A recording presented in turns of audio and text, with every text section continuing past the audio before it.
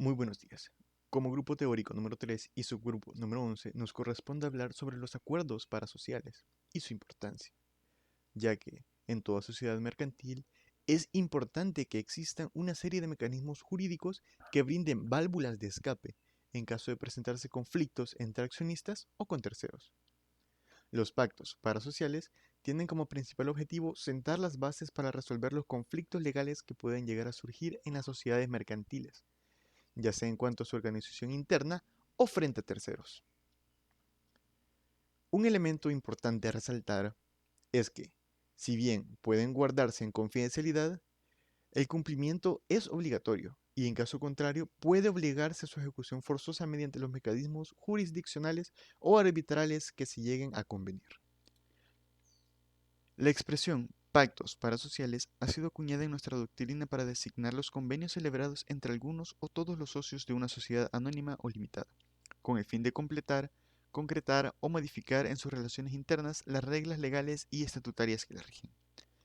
Lo característico de los pactos parasociales es que no se integran en el ordenamiento de la persona jurídica a que se refieren, sino que permanecen en el recinto de las relaciones obligatorias de quienes los suscriben.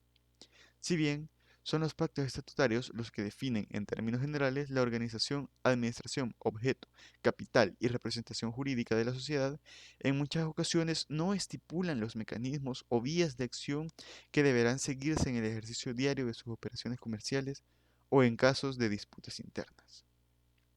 Ahora bien, es importante que para lograr un acercamiento hay que definir lo que se entiende por pacto, y lo entenderemos como al género de los acuerdos, cláusulas, contratos y convenios que en general estipulados por los accionistas entre sí y con terceros, incluyendo la sociedad, sus órganos de administración y de vigilancia, respecto de los derechos y obligaciones de los socios, como tal, a fin de regular, precisar o modificar el régimen jurídico de sus relaciones entre sí en una sociedad.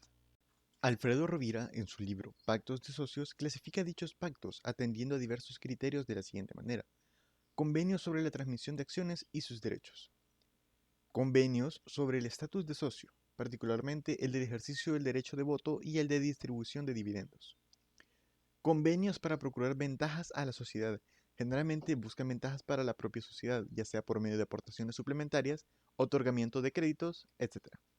Convenios de control conjunto para el ejercicio común del control societario. Estos se utilizan para acordar la designación de miembros del consejo, los derechos de preferencia o fijas opciones de compra. Y convenios de influencia en la estructura orgánica de la sociedad. Es común en las situaciones en donde uno de los socios cede sus derechos políticos al interior de la sociedad a un socio diverso. Pactos unánimes, universales u omnilaterales.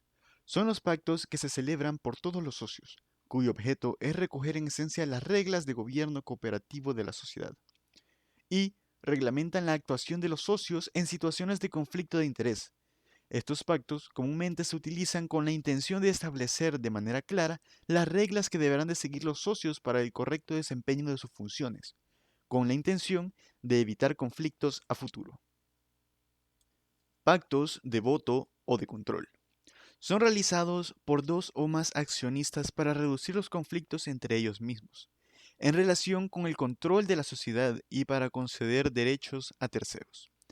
Dichos pactos son utilizados generalmente por los socios minoritarios con la intención de sumar fuerzas y poder posicionar intereses comunes en las asambleas de accionistas.